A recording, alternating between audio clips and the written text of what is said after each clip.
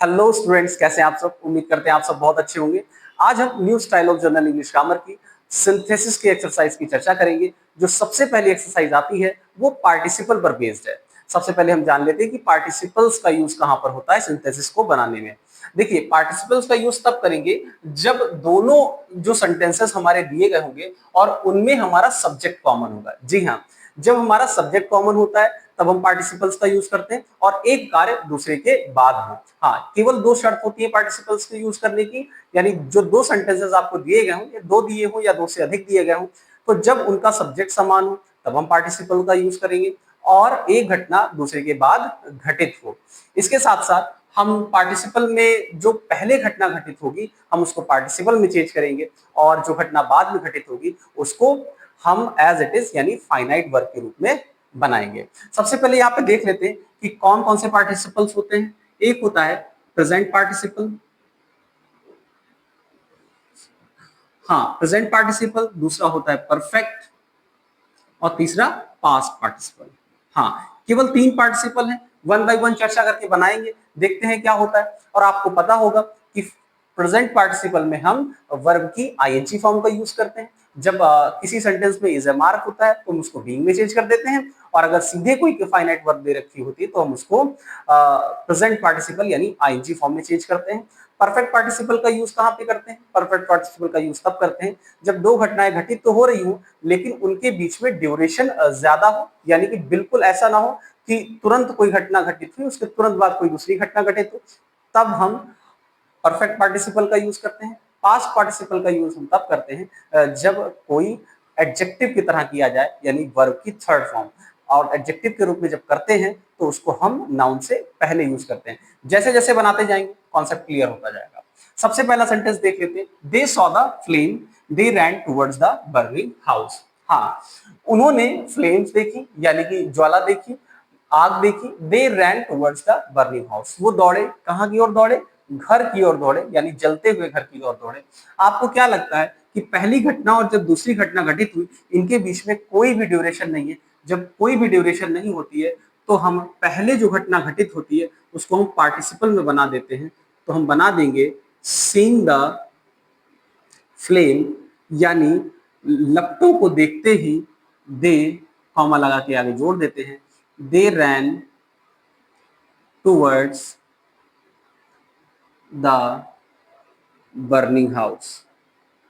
हाँ, बहुत easy sentence था, बन गया। हमने पहले जो घटना घटी थी उसको हमने पार्टिसिपल में चेंज कर दिया और दूसरी घटना को एज इट इज लिखा रहने दिया। सीइंग द फ्लेम्स यानी कि लपटों को देखकर दे ran towards the burning house. अब आप कहेंगे यहाँ पे हमने प्रेजेंट पार्टिसिपल का यूज क्यों किया है?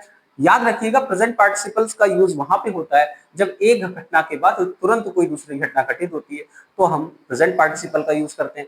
लेकिन अगर एक घटना दूसरे के बाद घटित तो हो रही है लेकिन अगर बीच में थोड़ा सा ड्यूरेशन दे रखा हो या ज्यादा ड्यूरेशन दे रखा हो टाइमिंग का, तो हम परफेक्ट पार्टिसिपल का यूज करते हैं। यहाँ पे देखिए, उज्जवल वॉज हंग्री, उज्जवल भूखा था, ही टुक हिज फूड। उज्जवल भूखा था, उसने अपना खाना खाया। हमने आपसे बता रखा है कि जब पहले सेंटेंस में यानी जो पहले घटना घटित हुई है अगर उसमें is am are was verb का यूज होता है तो हम उसको बीइंग में चेंज कर देते हैं। बीइंग हंग्री यानी कि भूखे होने के कारण, अब ये जो प्रोनाउन है नाउन में चेंज हो जाएगा। उज्जवल टुक हिज फूड। क्लियर है? बहुत इजी सेंटेंस था। बीइंग हंग्री, उज्जवल टुक हिज फूड। अगला देखिए, Sania lost her match, she was disappointed. Sania अपना मैच हार गई जिससे कि वो निराश थी।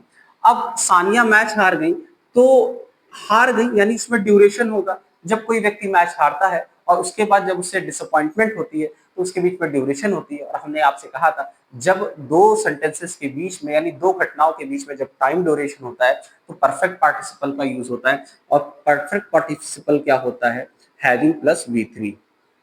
Having lost her match, comma Sania was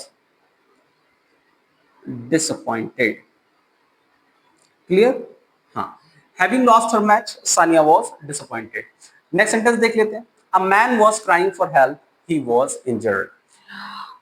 एक व्यक्ति चिल्ला रहा था मदद के लिए, ही वॉज इंजर्ड, क्योंकि वो इंजर्ड था। आप देखिए, हमने कहा था एक घटना पहले घटित होती और एक घटना बाद में घटित होती है। जो घटना पहले घटित होती है हम उसको पार्टिसिपल में चेंज कर देते हैं। पहले वो इंजर्ड हुआ होगा, उसके बाद वो रोया होगा, चिल्लाया होगा। तो सबसे पहला ये सेंटेंस था, यानी पहले ये घटना घटित हुई, तो हम इसके वॉज को हम बीइंग में चेंज कर देंगे, यानी बीइंग इंजर्ड, यानी घायल होने के कारण, comma a man was crying for help. सही है। आगे देखिए, Rana Pratap drew his sword, he attacked his enemy. Rana Pratap ने अपनी तलवार निकाली और उन्होंने अपने सैनिकों पर, उन्होंने शत्रुओं पर आक्रमण किया। अब आप तो ये बिल्कुल सीधे सीधे कह सकते हैं कि इन दोनों घटनाओं के बीच में ड्यूरेशन यानी कि टाइम है ही नहीं। जैसे ही तलवार निकाली होगी वैसे ही उन्होंने आक्रमण किया होगा। तो सीधे सीधे ड्रॉ को ड्रॉइंग, हाँ ड्रू सेकेंड फॉर्म है, ड्रॉ फर्स्ट फॉर्म होती है, उसी में आईएनजी फॉर्म होती है। तो drawing his sword, comma Rana Pratap, Rana Pratap attacked his enemy, full stop. Drawing his sword, अपनी तलवार निकालते ही राणा प्रताप ने शत्रुओं पर हमला किया। अगला देखते हैं, टर्न टू द राइट, दाहिने मुड़ने पर you will see the clock tower, आपको क्लॉक टावर दिख जाएगा। देखिए पहले में ही हम पार्टिसिपल बना सकते हैं। क्या करेंगे हम लोग, टर्न को टर्निंग कर देंगे और बहुत इजीली बन जाएगा, टर्निंग टू द राइट, यानी दाहिने मुड़ने पर,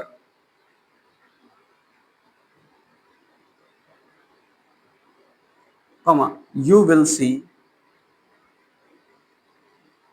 you will see the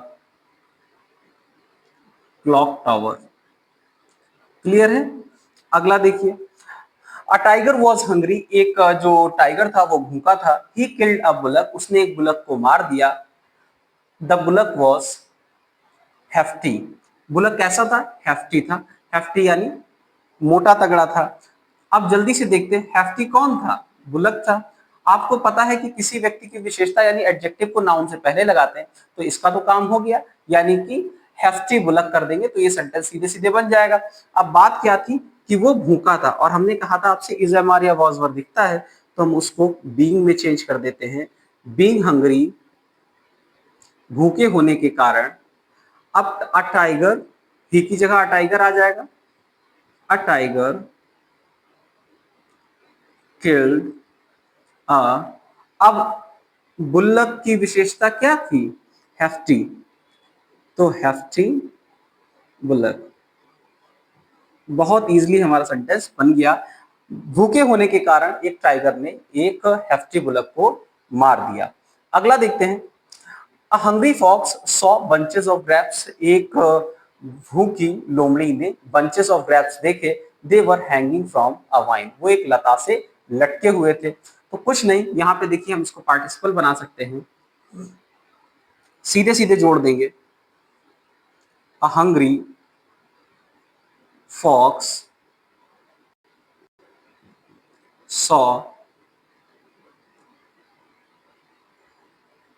bunches of grapes, comma hanging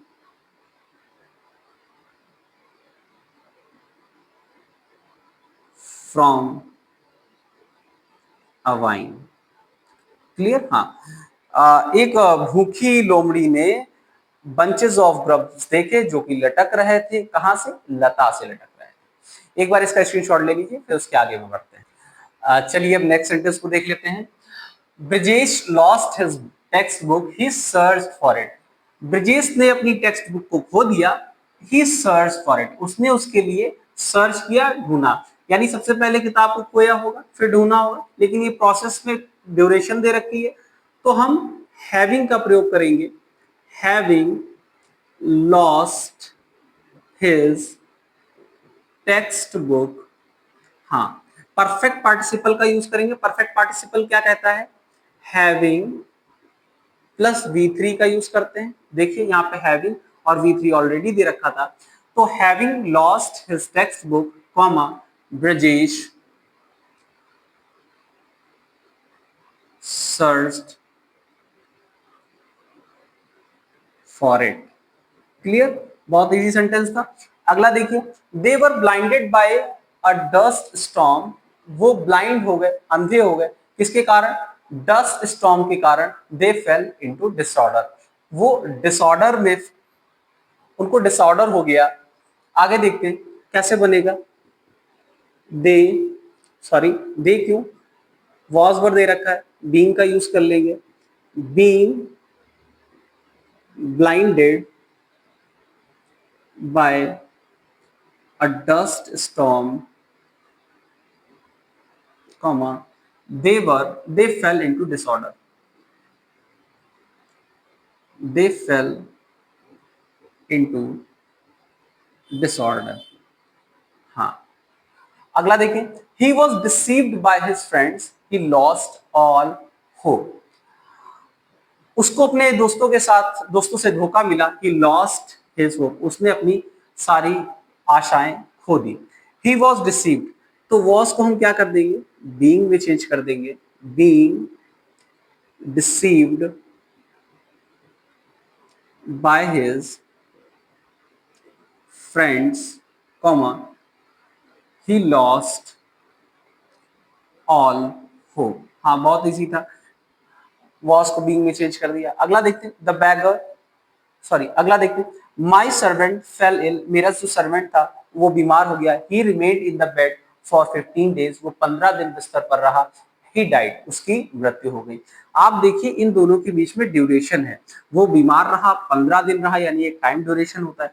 जब टाइम ड्यूरेशन होता है तो हम परफेक्ट पार्टिसिपल का यूज करते हैं, तो जल्दी से बना लेते हैं कि हैविंग फॉलन इल, हाँ बीमार होने के कारण, माई सर्वेंट, माई ही की जगह क्या आ जाएगा? My servant remained in the bed for 15 days, for 15 days